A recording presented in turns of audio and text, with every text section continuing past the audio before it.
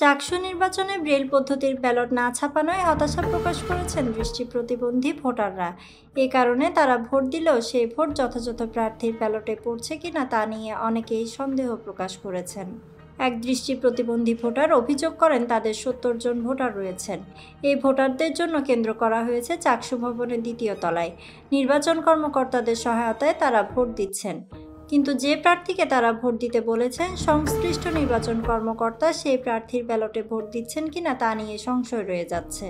এছাড়া বক্সে double ballot ঢুকিয়ে দেওয়ার শঙ্কাও রয়েছে।